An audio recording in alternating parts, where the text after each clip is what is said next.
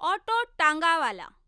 रामपुर नाम के गांव में आनंद नाम का एक आदमी रहता था। वो दिल का बड़ा अच्छा था, मगर उसका वक्त खराब होने के कारण उसका एक भी काम ठीक से नहीं चल पाता था। उसका किरण नाम का एक दोस्त था। वो किरण से अपनी समस्याओं के बारे में बोल रहा था। किरण, इस दुनिया में मुझसे ज्यादा बदनसीबी कोई नहीं होगा शायद। ऐसा क्यों कह रहा है? क्यों, क्या हुआ? अब कहूँ तो क्या कहूँ। कड़ी धूप में छांव के लिए एक पेड़ के नीचे बैठा था। उस पेड़ का फल मेरे सिर के ऊपर गिरकर मेरा सर फूट गया। ऐसे ही हुआ होगा शायद। तुम इस बात को इतनी सीरियसली क्यों ले रहे हो? सिर्फ यही नहीं, एक बार मैं नए कपड़े पहनकर रोड पे चल रहा था तो एक चिड़िया ने मेरे शर्ट को गंदा कर दिया। छोड़ दे यार, ये तो सबके साथ होते रहते हैं। देखते जा, दिन ब दिन मेरी बदनसीबी कैसे बढ़ती जाती है। ठीक है, देखेंगे। तब तक मेरे कार में घूम के आते हैं। कार में घूमने निकलते हैं। तभी एक बड़ा आवाज आकर कार रुक जाती है। किरण आश्चर्य से होकर कार के बाहर देखता है। कार का टायर पंक्चर हो जाता है। देख लिया मेरे बदनसीबी का सैंपल। अच्छा ठीक है, पैदल चलते हैं। दोनों रोड पे चल रहे थे तो अचानक पुराने कंपनी का मालिक उनके सामने कार लेके रुकता है। मालिक, ये क्या, तुम दोनों रोड पे ऐसे घूम रहे हो? तुमने रोड टैक्स भरा है क्या? Road tax? वो क्या होता है? मैं रोड पे कार चलाने के लिए रोड टैक्स भरता हूँ। मैं क्या, सभी भरते हैं? तो फिर हवा में उड़े क्या? हवा में उड़ने के लिए भी एयर टैक्स भरना पड़ता है। टैक्स भरे बिना हवा में भी उड़ नहीं पाओगे। हम रोड पे चल नहीं सकते, हवा में उड़ नहीं सकते, तो चले तो कहाँ चले? तुम जैसे लोगों के लिए ही फुटपाथ बनाया है, तुम्हें उस पर ही चलना पड़ेगा, समझे? कहकर वहां से निकल जाता है। देख ली मेरी बदनसीबी, कैसी घटनाएं हो रही है मेरे साथ। पैदा होते ही माँ बाप चल बसे, उसके बाद जायदाद गई, अब जॉब भी गई। अब करूं तो क्या करूं? मेरे पास एक पुरानी ऑटो बची है, वो भी मेरी दादा की आखिरी निशानी है। अब इससे क्या कर सकता हूँ? तेरी बदनसीबी देखकर मुझे दया आ रही है। मेरे पास एक घोड़ा है, उसे तू ले जा। उसे मैं पाल नहीं पा रहा हूँ। इस घोड़े का मैं क्या करूँ? ये मेरे कैसे काम आएगा? कहकर सोचता रहा। तभी उसके दिमाग में एक सोच आई। ये इस घोड़े को ऑटो के साथ बांधकर एक ऑटो वाला टांगा बनाकर उस पे लोगों को बिठाऊंगा और घुमाऊंगा, अच्छी कमाई होगी, सोचता है। बिना कुछ देरी किए ऑटो वाले टांगे को ऑटो स्टैंड पे रखता है। पहले तो सभी लोग ऑटो वाले टांगे को देखकर हंसते हैं, उस पे बैठने के लिए मना करते हैं। मगर धीरे धीरे ऑटो वाला टांगा देखने में गाड़ी में बैठते हैं और मज़े भी लेते हैं। आनंद की अच्छी कमाई भी होती है। मगर ये खुशी ज़्यादा दिन नहीं रहती। ऐसे कुछ दिन खुशी खुशी गुजरते। एक दिन एक कस्टमर ऑटो वाले टांगे को देखकर उस पे सवारी करना चाहता था। पैसे की बात कर लेता है। ठीक है, चलो।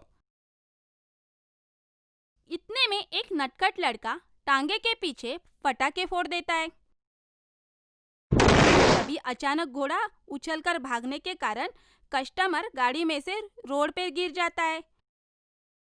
आनंद का ये भी बिजनेस उड़न-छू हो गया। बदनसीबी ही मेरी बेस्ट फ्रेंड है कहकर वहां से निकल जाता है। आपको हमारी ये कहानी कैसी लगी, हमें कमेंट बॉक्स में ज़रूर बताएं। और यदि आप ऐसी ही और भी कहानियां सुनना चाहते हैं तो हमारे चैनल को सब्सक्राइब करना ना भूलें। शुक्रिया।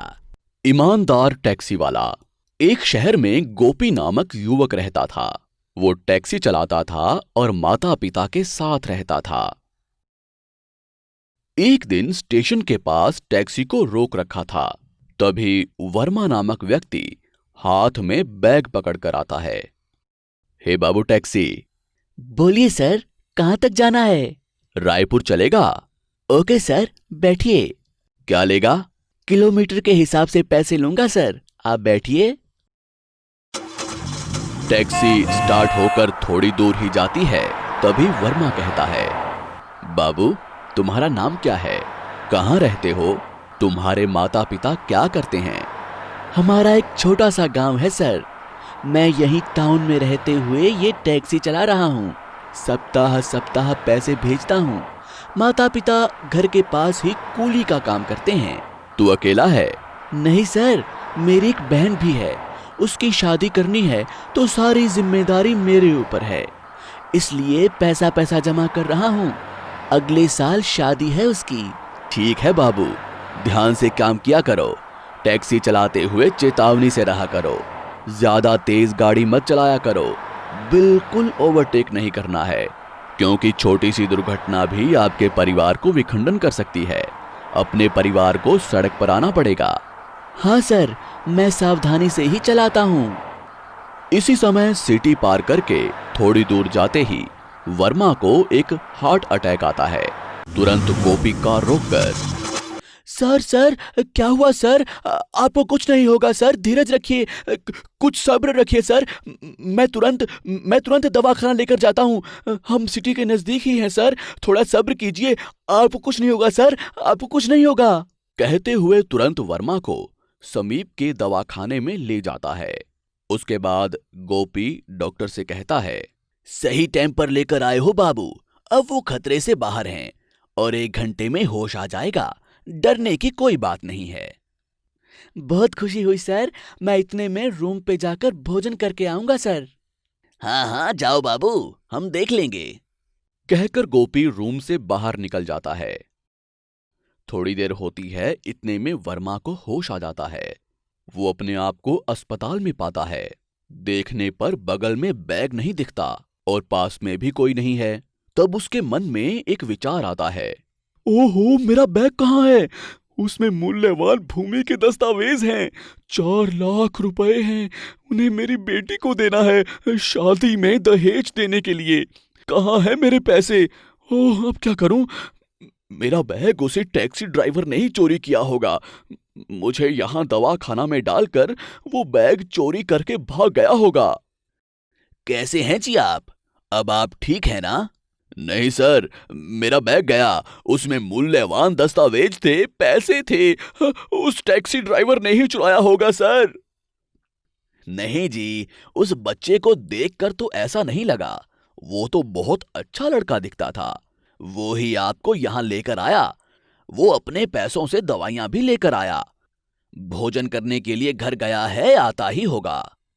नहीं नहीं सर, ऐसे लोगों का विश्वास नहीं करना चाहिए। ये लोग ऐसे ही नौटंकी करते हैं। इतने में टैक्सी वाला गोपी बैग के साथ वर्मा के पास आता है। कैसे हैं आप सर?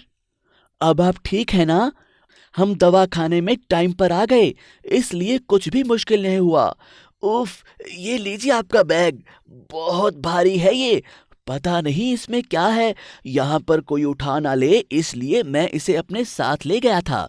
मैं अभी अभी खाना खाकर वापस आ रहा हूँ। बहुत खुशी हुई बाबू, मुझे लगा तू मेरा बैग लेकर भाग गया होगा।